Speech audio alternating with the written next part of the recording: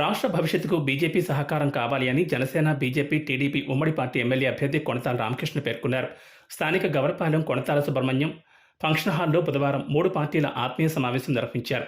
BJP నాయకులు పొన్నగంటి అప్పారావు అధ్యక్షతన జరిగిన సమావేశంలో రామకృష్ణ మాట్లాడుతూ, రాష్ట్రం కోసం ఈ ముఖ్యమంత్రి ఏనాడైనా కేంద్రాన్ని సహాయం కోరాడా? కేవలం అతని స్వార్థ ప్రయోజనాల కోసమే తప్ప జగన్మోహన్ రెడ్డి ఏనాడూ ఢిల్లీ మెట్టెక్కలేదు. అభివృద్ధి అన్న పదం జగన్ డిక్షనరీలోనే లేదు. నియంత్రిత పాలనకు అర్థం పట్టి మరో హిట్టర్లా పరిపాలన సాగించాడు. మంత్రులు, ఎమ్మెల్యేలు అతని చేతిలో కీలుబొమ్మలైతే చివరికి సర్పంచుల బతుకులు బరువై రోడ్డెక్కే పరిస్థితి తీసుకొచ్చాడన్నారు. ఎప్పటికైనా మనం ఒక్కటిగా కలిసి ఈ నరకాసుల పాలనకు చరమగీతం పాడదామని పార్టీలకు పిలుపునిచ్చారు. టీడీపీ జిల్లా అధ్యక్షుడు బుద్ధ నాగజగదీష్ మాట్లాడుతూ, మనమంతా కలిసి సహృదయుడు, సౌమ్యశీలి రామకృష్ణ విజయానికి మనమంతా ఒక్కటై కృషి చేస్తే అత్యధిక మెజార్టీ సాధిస్తామని అన్నారు. వీరితో పాటు పలువురు మాట్లాడుతూ, రామకృష్ణ విజయం ముగ్గురు నేతలైన మోడీ, చంద్రబాబు, పవన్ కళ్యాణ్ల విజయమని తెలిపారు. ఈ సమావేశంలో 3 పార్టీల నాయకులు, కార్యకర్తలు, అభిమానులు పాల్గొన్నారు.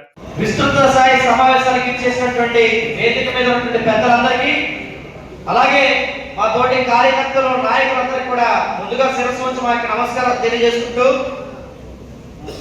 ఈరోజు పట్టణ పరిధిలో తెలుగుదేశం పార్టీ నాయకులు కానీ, భారతీయ జనతా పార్టీ నాయకులు కానీ, ముందు మేము కుర్చీ ఉంటే మీకు కుర్చీ ఇచ్చి మేము నిల్చోవడానికి జనసేనకి సిద్ధంగా ఉన్నాం. ఈ రోజు తెలుగుదేశం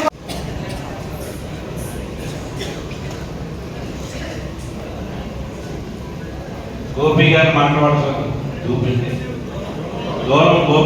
ఈ జగన్ రెడ్డి ఒక అవకాశం అని చెప్పి ఆంధ్ర రాష్ట్రాన్ని అతపదాలు తొక్కేశాడు.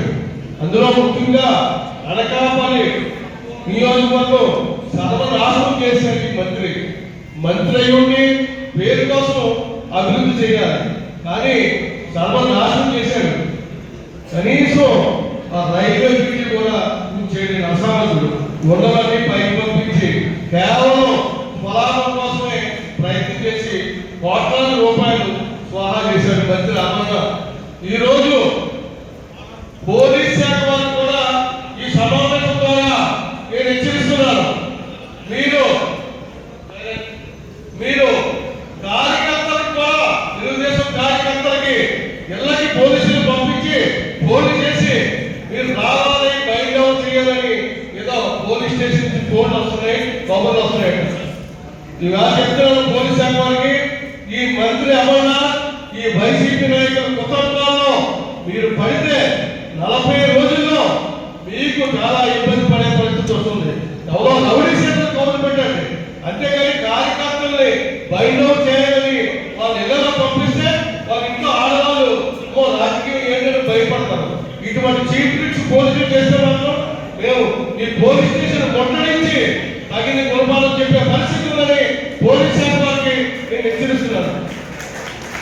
అంతేకాదు, ఈవేళ తెలుగుదేశం, జనసేన, బీజేపీ కలిసి ఉండవలసిన ఆవశ్యకత మన రాష్ట్రానికి ఏర్పడింది. ఎందుకంటే మనకు కొన్ని బాధలు ఉండొచ్చు, కానీ మోడీ గారు బీజేపీతో గెలుచుంటే మన సమస్యలన్నీ కూడా పరిష్కారం అవుతాయి. రాష్ట్రం ప్రతి ఒక్క 2 లక్షల రూపాయలు అప్పు ఉంది. మీకు మనకు తెలియదు, అందరూ అప్పులతో అయిపోయి కుదే చేశాడు జగన్ రెడ్డి. ఇటువంటి పరిస్థితుల్లో ఎలక్షన్స్ వస్తున్నాయి, మార్పు కావాలి. చంద్రబాబు నాయుడు గారు ముఖ్యమంత్రి అవ్వాలంటే మన మనసులో ఏమైనా బాధలున్నా సరే దిగమింగి ఉమ్మడి అభ్యర్థిగా కొణతాల రామకృష్ణ గారిని ఈరోజు చంద్రబాబు నాయుడు గారు, పవన్ కళ్యాణ్ గారు నిర్ణయించారు.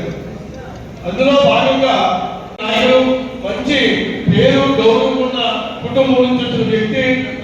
అతను మాటలు తక్కువ, పనులు ఎక్కువ. అతను ఉన్న గొప్పతనం, అతను అలాగా ఎవరెవరో వాడు పని చేసి చూపిస్తాడు, నియోజకవర్గాన్ని అభివృద్ధి చేసి చూపిస్తాడు.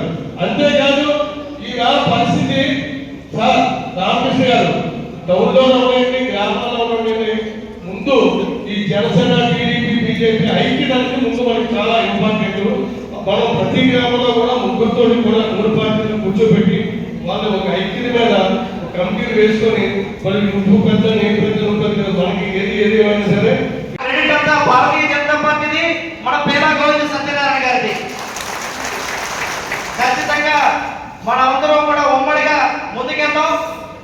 ఈ సమయంలో జగన్మోహన్ రెడ్డి గారు 14లో ఈ మూడు పార్టీలు కలిపి రాష్ట్రంలో ఒక అధికారానికి వచ్చి రాష్ట్రం విభజన చట్టం ద్వారా విడిపోయినప్పుడు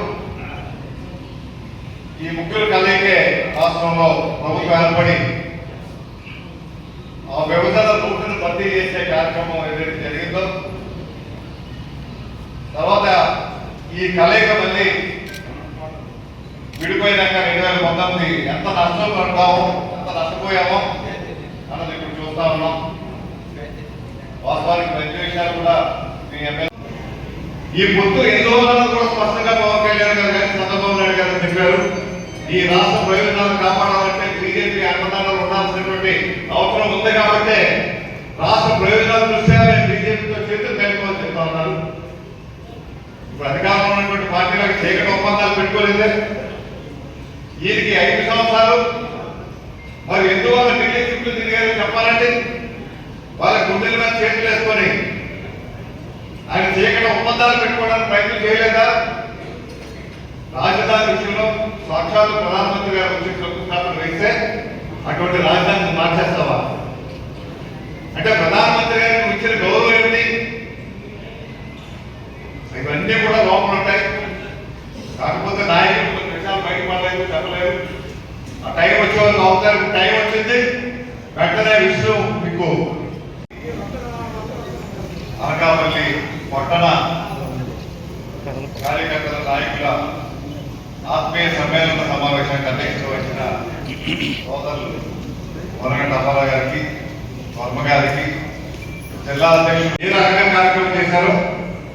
ఎన్నికల ముందే జగ్గంపేట సమావేశంలో గతంలో కాపుల రిజర్వేషన్ గురించి ప్రయత్నం చేసినప్పుడు వారు అక్కడ చెప్పారు, చంద్రబాబు నాయుడు గారు కేంద్రానికి నిర్మాణం చేసి అసెంబ్లీ నిర్మాణం చేసి పంపించినప్పటికీ అది పూర్తి కాలేదు. ఓబీసీ రిజర్వేషన్ గా మీకు 10% రిజర్వేషన్ ఎక్కడైతే మోడీ గారి ప్రభుత్వం అక్కడ ప్రకటించిందో కేంద్రంలో దాన్ని ఆసరాగా తీసుకొని 5% ఈ రాష్ట్రంలో ఉన్నటువంటి కాపులకు రిజర్వేషన్ ఇవ్వాలనేటువంటి నిర్మాణం చేయడం జరిగింది. అమలు చేసే ప్రక్రియ చేస్తే ఈయన 5% ఎందుకు అమలు చేయలేదు చెప్పండి. ఈరోజు నిజంగా ఈ కాపుల మీద ప్రేమ ఉంటే ఆ 5% ఎందుకు రిజర్వేషన్ చేయలేదు? ఈ రిజర్వేషన్ గురించి పోరాటం చేసే వాళ్ళు 5% ఎందుకు ఇవ్వలేదు? ఈ రోజు జగన్మోహన్ రెడ్డి గారు అడిగారు చెప్పండి. మంత్రులు చేసేదే చాలా మంది. ఆ రోజు రాజశేఖర రెడ్డి గారు అధికారం ఉన్నప్పుడు మొట్టమొదటిసారిగా తూర్పు కాపులకు బీసీ రిజర్వేషన్ ఉండాలని మన జిల్లాలో ఉన్నటువంటి కాపులు కూడా బీసీ రిజర్వేషన్ ఇచ్చింది. ఆ టైంలో మొదలు పెట్టాం.